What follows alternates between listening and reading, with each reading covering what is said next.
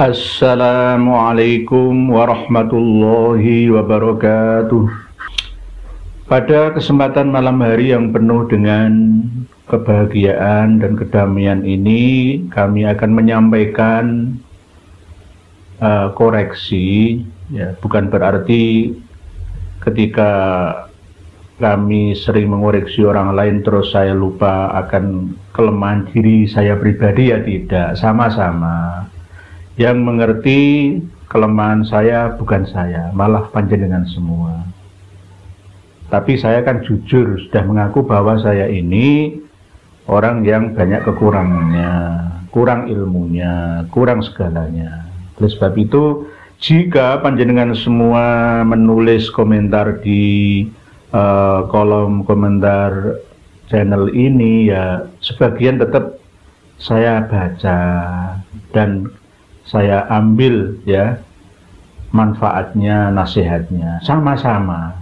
Tidak ada yang paling lah, kita ini semua sama-sama. Saya akan mengkritik, meluruskan dua statement atau dua ungkapan dan ucapan yang disampaikan oleh Ketua Robitoh Alawiyah, beliau Kang Mas Taufik bin Abdul Qadir As-Saqqaf. Yang pertama, masalah beliau sudah menyampaikan di muka umum, didengar banyak orang, dilihat orang banyak, bahwa kedatangan para habib ke Indonesia ini tujuannya adalah untuk mencetak ulama dan kiai di Indonesia ini. Sudah pernah saya counter, saya lawan dengan itu bohong. Mana buktinya kalau itu bohong? Ya tidak semuanya 100% bohong, ya nggak ada benarnya, tapi cuma sedikit benarnya. 80% salah. Dasarnya dari mana?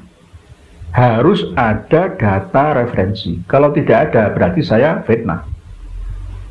Datanya ada, referensinya ada di kitab Al-Istizadah, ya, halaman 75,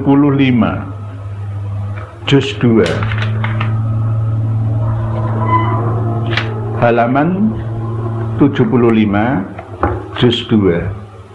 Jadi bukan saya yang mengatakan bahwa para imigran Yaman yang datang ke Nusantara ini untuk berdakwah, tapi tujuannya adalah mencari nafkah.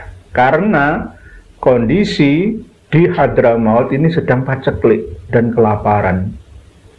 Tidak hanya sekarang, sejak dulu, karena memang letak geografis ya Yaman, baik itu selatan atau Yaman utara, ya tidak memungkinkan untuk tumbuh suburnya biji-bijian, ya, pertanian, pertambangan, dan semua sarana dan prasarana kehidupan, penunjang kehidupan manusia. Halaman 75, ini jawaban yang telak, padat, singkat. Amma awamilul hijrah fa'ahamuha, adapun tujuan daripada hijrah, pindah dari Yaman, dari Hadramaut, bahkan dari Tarim dan sekitarnya, dari Khusaisah dan sekitarnya ke Nusantara itu fa'ahamuha, mongko utawi luwih penting-pentingi hijrah iku doiku ma'isyatin, sebab rupeke pangupa jiwa. Doiku ma'isyati Hadramaut, rupeke pengupa jiwa urip ana ing Hadramaut. Nah, ini jelas bahwa alasan utama hijrahnya Ba'alawi dan non-Ba'alawi ke Nusantara itu adalah karena di sana itu paceklik. Tidak ada pekerjaan, ya, tidak ada penghasilan. Di Hadramaut rata-rata wataka surul alawiyin nabiha, dan semakin bertambah banyaknya keturunan Alawi di Hadramaut. Anak cucunya banyak. Jadi lapangan pekerjaan sulit, terus hasil bumi juga tidak bisa mencukupi kebutuhan, mengcover seluruh kebutuhan penduduk Hadramaut yang semakin lama semakin bertambah jumlahnya. Jadi kalau Pak Alawi atau Robito Alawiyah masih ngeyel, saya datang dan datuk-datuk kami ke Nusantara untuk mencetak kiai dan mencetak ulama. Benar, kiai dan ulama yang terus sampai seumur hidupnya mengabdi kepada Habib. Pernah saya sampaikan bahwa 40 tahun ikut Habib tidak akan bisa menjadi Habib, ya jadi jengusnya Habib terus. Mungkin bisa jadi kiai di kampung misalkan, ya tetap harus tunduk takluk pada para Habib karena sudah kadung termakan dan dimasuki oleh doktrin. Sebenarnya Ustadz Gilang Al-Ghifari itu kan ya bukan Habib ya kan? Tapi perilakunya macak Habib. Niru gurunya siapa? Habib Bakar bin Sumed. Oleh sebab itu, tujuan mereka datang ke Nusantara ini untuk mencari nafkah, untuk mencari uang, mencari sumber penghidupan yang layak, yang menjanjikan masa depan. Karena di sana tidak ada harapan hidup layak. Bahkan dari keseluruhan penduduk Hadramaut khususnya dan yang ada di sekitar Hadramaut itu 2/3 itu secara bergelombang bertahap pindah dari sana ke Nusantara. Saking enaknya hidup di sini, saling mengkabari satu sama lain, teman-temannya, saudaranya, tetangganya, akhirnya ikut-ikutan adu nasib di negeri kita ini. Mereka, Mbak Alawi itu hanya menghormati sesama mereka yang sekufu. Kalau antar sesama Habib, oh mereka benar-benar soal rebutan cinta. Tapi kalau kiai itu hanya kiai-kiai penting yang punya nama. Jadi cukup 2 patah kata untuk membantah bahwa kedatangan para Habib dari Yaman, Hadramaut ke Nusantara kita ini, kata Habib Taufik bin Abdul Qadir As-Segaf untuk mencetak kiai dan ulama, cukup 2 kata ini. Apa? Doiku Ma'isyah dan Takasurul Alawiyin. Doikul Ma'isyah alias di sana itu miskin. Ya maaf, nggak ngenyek, nggak. Negara miskin, kota tandus, penuh dengan gurun. Dan semakin bertambah banyaknya keturunan mereka. Nah, 2 kata ini tak. Bukan untuk mencetak ulama. Misal Habib Soleh Tanggul Jember dan Habib Ali Kuitang Jakarta. Mencetak ulama benar, tapi ya tidak semuanya. Tidak semuanya, hanya sebagian kecil saja. Oleh sebab itu dari 100% itu hanya 10%. Mencetak ulama itu ya ulama yang harus setia, ya, beat kepada mereka. Dan kebanyakan sebelum kedatangan Habib Soleh Tanggul, ayahnya Habib Taufik bin Abdul Qadir As-Segaf, Habib Ali Kuitang, itu sudah banyak kiai, banyak ulama di Nusantara ini, hasil didikan asuhan gemblengan dari para duriyah Wali Songo. Oleh sebab itu jangan jumowo, ya, jangan semuanya diakui, dikangkangi, jangan. Sampai sekarang merasa paling tinggi derajatnya sehingga merendahkan lainnya. Tolong, mari kita hidup berdampingan, ya. Saya tidak sekeras Gus Fuad Pleret yang menghunus senjata, ya, senjata dari Dayak. Saya tidak seperti itu. Seandainya saya menghunus keris saya taruh keris saya di depan dada saya, ya siap perang. Dan itu lebih bahaya. Saya tidak mau seperti itu. Saya masih kalem, ya. Saya masih kalem, masih menasihati, ya. Dan alhamdulillah, ya tidak banyak, walaupun tidak banyak, yang penting ada habib-habib yang sadar, merenung, ya. Ternyata selama ini keliru tingkah laku, pola mereka. Ada yang salah, ada yang perlu dibenahi.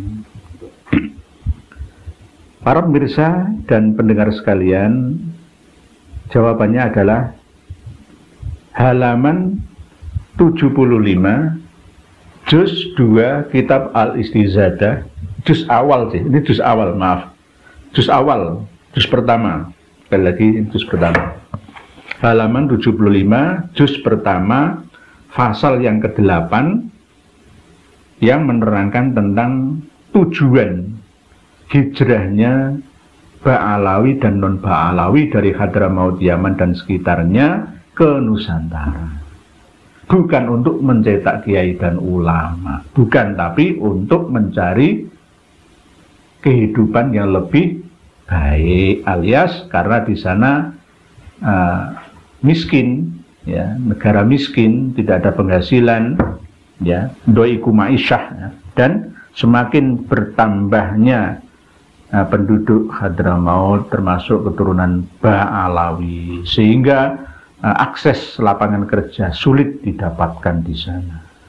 Di dua patah kata alasan untuk menjawab, mengcounter, melawan ungkapan dari Ketua Robito. Meluruskan pemahaman Kang Mas atau Habib Taufik bin Abdul Qadir As-Segaf sebagai Ketua Robito Alawiyah, yang menyatakan bahwa pertama memang Abdullah, lalu ditasghir menjadi Ubaidullah atau Ubaidillah. Tapi di situ Habib Taufik, saya lihat, saya teliti, itu kurang bisa menguasai.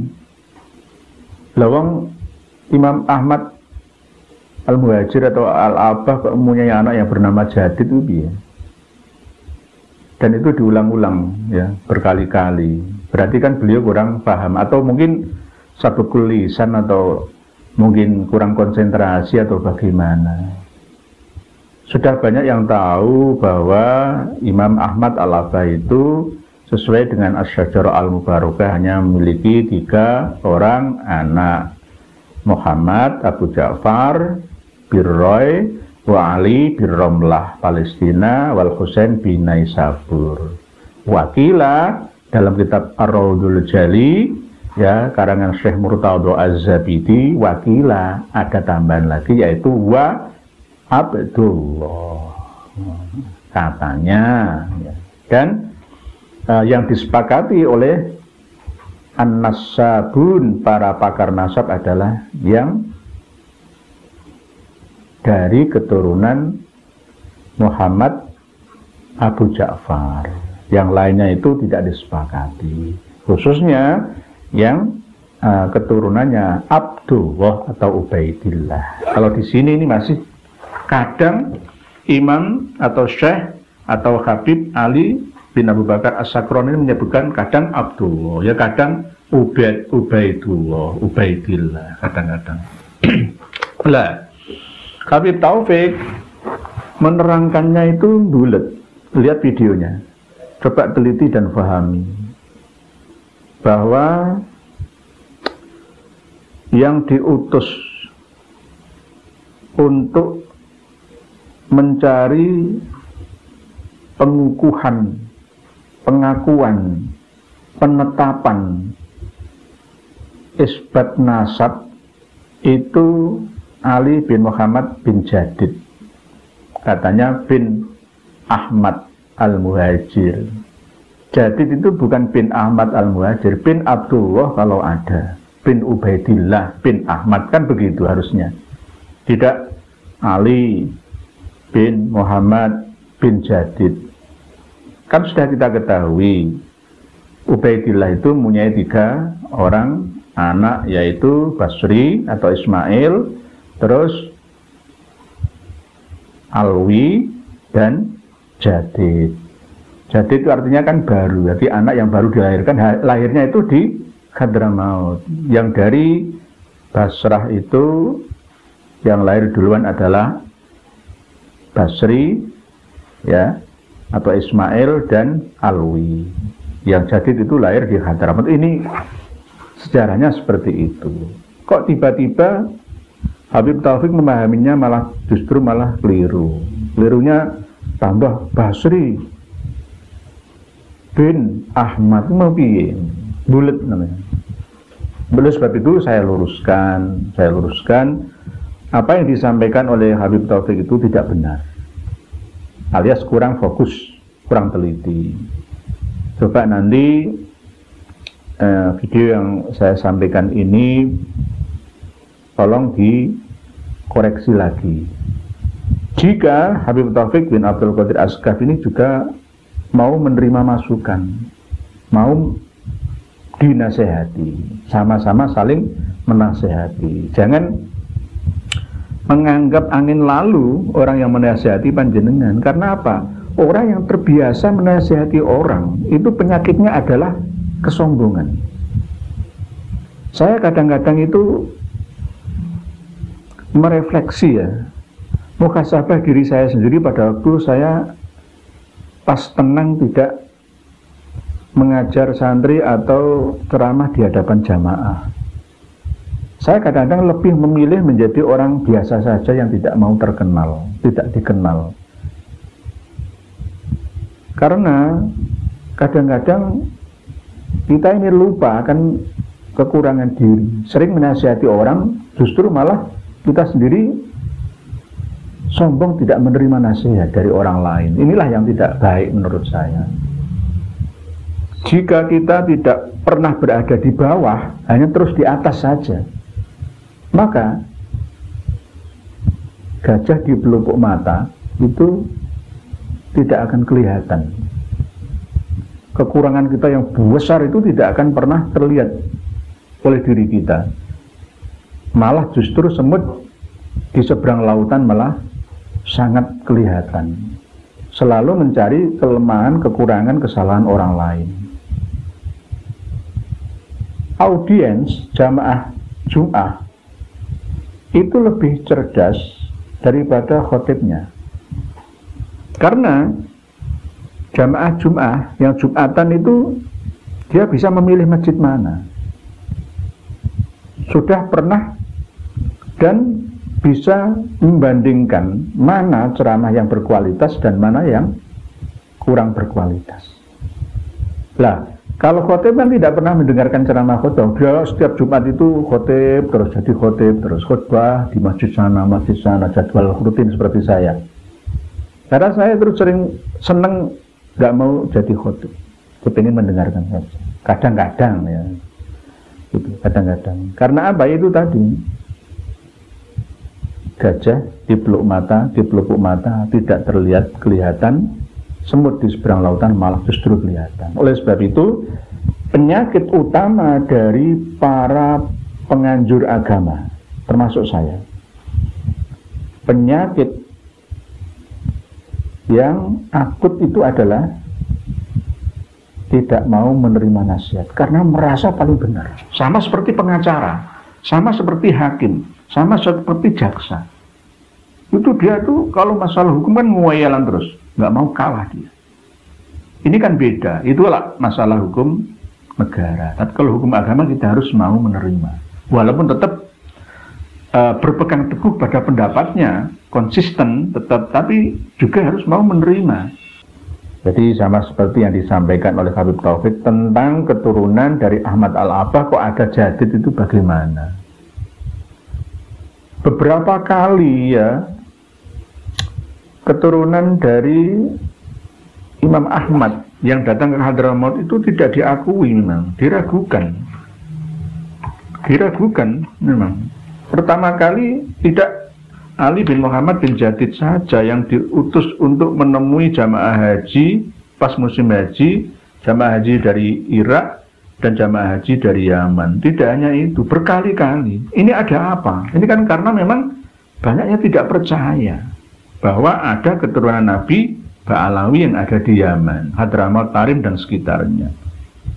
Demikian, mohon maaf atas segala kekurangan, khususnya mohon maaf pada Ba'alawi, Lobito Alawiyah, ya. Jika ada ucapan saya yang kurang berkenan, mohon diterima. Biasa menasihati orang itu harus mau dinasihati oleh orang. Sama-sama. Jangan golek menangi dewi. Jangan sombong. Jangan sombong. Demikian wallahu a'lam bishawab. Akhirul kalam. Wassalamualaikum warahmatullahi wabarakatuh.